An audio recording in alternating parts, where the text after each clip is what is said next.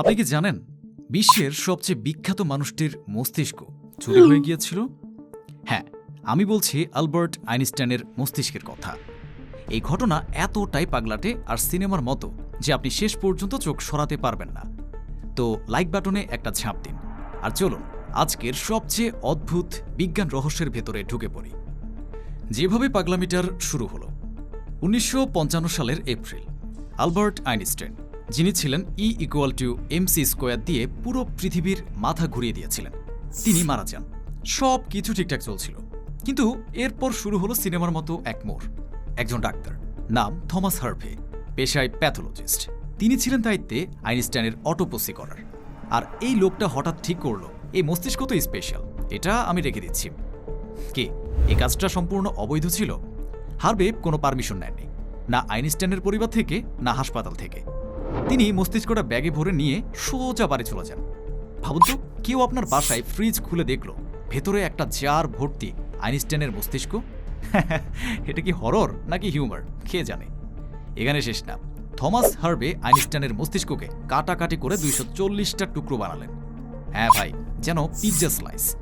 তারপর তিনি বললেন, আমি গবেষণা করব আইনস্টাইনের প্রতিভার রহস্য এই টুকরোগুলোতে লুকানো।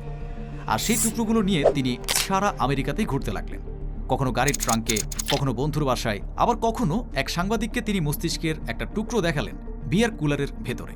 হ্যাঁ, আইনস্টাইনের মস্তিষ্ক আর বিয়ার একসাথে। এটা কি ব্রেইন স্টর্মিং পার্টি নাকি? আরও পাগলামি, কিছু টুকরো হারিয়ে গেল কোথায় কেউ জানে না। একটা সময় এই মস্তিষ্ক ছিল ডেলিভারি ট্রাকে করে চলাফেরা করছিল। হাসবেন না, এটা সত্যিই ঘটেছে। তাহলে কি পেল বিজ্ঞান? সব শেষে এত নাটক, এত ভ্রমণের পর গবেষকরা জানতে পারলেন আইনস্টাইনের মস্তিষ্কে কিছুটা অস্বাভাবিক নিউরন সংযোগ ছিল। তার প্যারিয়েটাল লোব ছিল বেশ বড়। এই অংশটা জটিল গণিত আর কল্পনার সঙ্গে জড়িত, মানে কিছুটা ব্যাখ্যা পাওয়া গেল। কিন্তু পুরো রহস্য? এখনও রহস্য রয়ে গেছে, কারণ প্রতিভা শুধু মস্তিষ্কে না, চিন্তাধারায়ও লুকানো থাকে। আর আইনস্টাইন ছিলেন এক কথায় আইনস্টাইন। তো বন্ধুরা, এই ছিল আলবার্ট আইনস্টাইনের মস্তিষ্ক চুরির পাগলাটে ও অবিশ্বাস্য গল্প। আপনাদের কি মনে হয়, এই মস্তিষ্কে কি সত্যি লুকিয়েছিল প্রতিভার গোপন ফর্মুলা, নাকি পুরো ব্যাপারটাই স্রেফ সায়েন্স ফিকশন? কমেন্টে জানান। আর যদি ভিডিওটা ভালো লেগে থাকে তাহলে একটা লাইক দিন আর শেয়ার করুন বন্ধুদের সাথে। আর সাবস্ক্রাইব করে পাশে থাকুন। আবার ফিরছি আরও অদ্ভুত আর মজাদার এক গল্প নিয়ে। ততক্ষণ নিজের মস্তিষ্ক ভালো রাখুন। Bye bye.